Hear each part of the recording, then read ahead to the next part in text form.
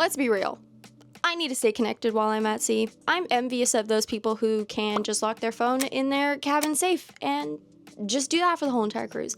Good on you. That's not me. Staying connected on a cruise is something that no one can seem to agree on exactly how to do it. There are so many different options, and what may be the best for some people may not be the best for others. So in this video, I'm going to be going over 3 different ways that you can stay connected while you're at sea and which one is going to be the best for you.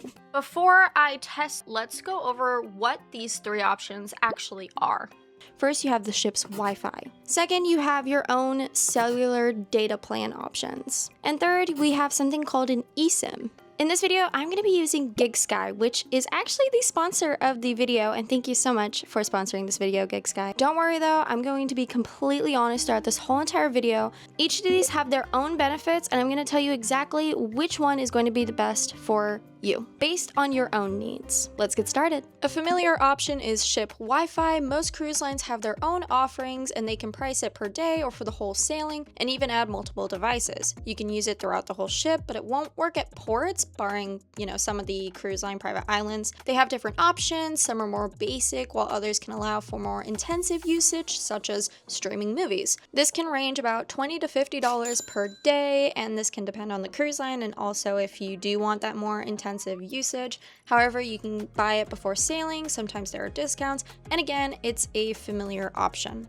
Some cruise lines still have their computer lounges, and you can use the ship Wi-Fi on these computers if you need to.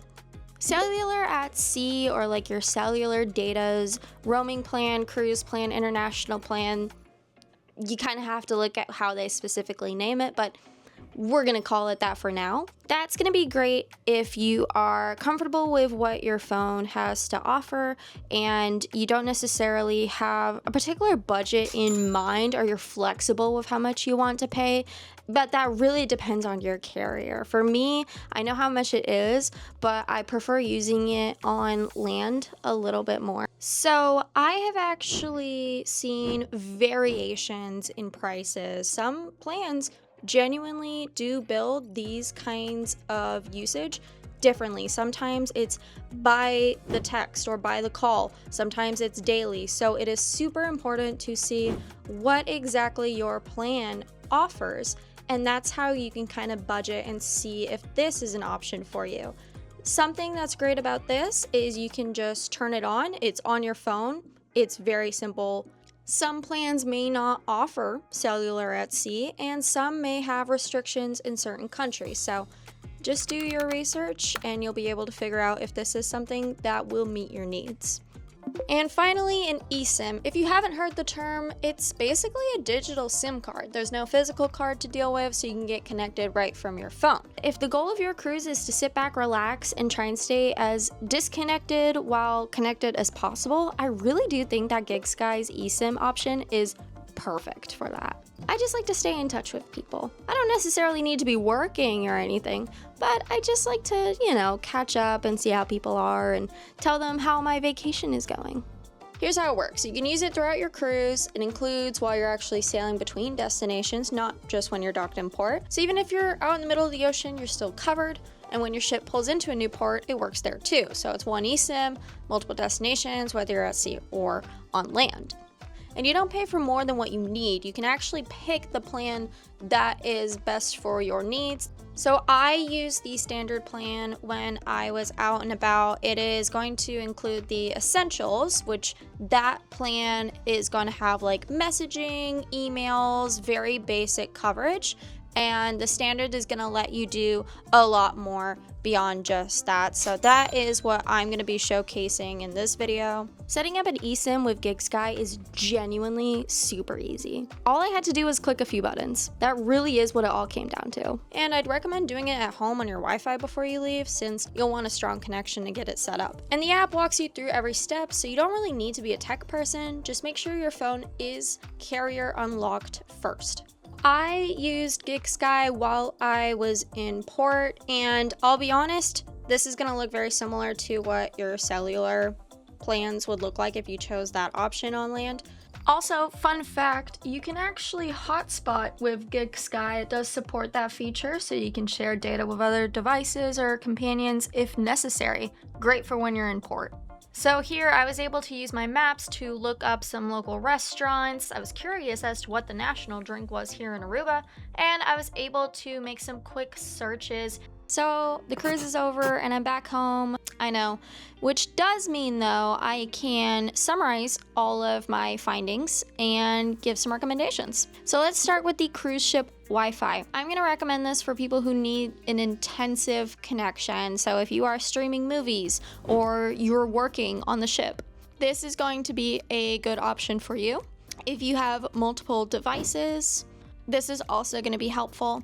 And sometimes cruise lines bundle Wi-Fi with other offers, so depending on the price, it might actually be worth it. Just remember, it doesn't connect at land, so take that into consideration. You might need to bundle this with, say, an eSIM like GigSky. The cellular plans and all the data and whatnot, that is so variable. It really depends on what your plans have to offer. But here is kind of where my head is at with this. One, it's seamless. All you have to do is turn your data on. Pretty simple. And two, you can use it on land as well. So pretty convenient. Just you have to make sure if you can actually use it on the ship. Just remember that the pricing could be based off of message or by the minute or anything like that. So really, I think for this one, it's going to be based off of your individual plan. And then the eSIM. So I just like the peace of mind of being able to use it on the ship and on land. One thing I will be real about is this is definitely good for staying lightly connected. I was able to send a few photos, I was able to send text messages and look things up on the internet. Also, being able to hotspot is super helpful, especially in port. Plus, you can also watch movies. You just have to make sure to download them before the cruise. We actually had a couple of people in our group who did lock their phones in the safe, and while I absolutely commend it, it actually made it a little bit difficult to make plans with them. And when we were at port, there was no way we could communicate with them. So I find this like a good in-between, which is great if you do want to stay disconnected from social media and a lot of the outer world per se. Plus, this is the option that's going to have the most flexibility for budget because you can just tailor it to however much you want to spend or need. Here's the thing about all of these though, and this is just important to know in general, is that there's never going to be 100% perfect connection. You're literally in the middle of the ocean moving. Like every single one of these could have some troubleshooting that might need to happen just because I've lost connectivity like with storms and whatnot. So all of these like are never going to be perfect. Just remember that.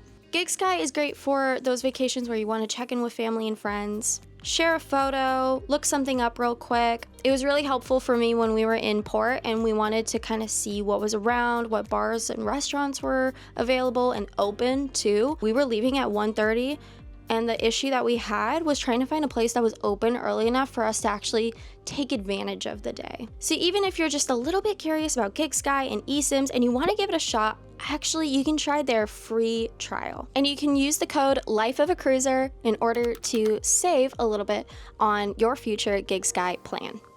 Thank you so much for watching this video. I hope it was helpful and informative for you. If it was, make sure to subscribe and stay up to date on all things cruising. I'll see y'all in the next one. Bon voyage!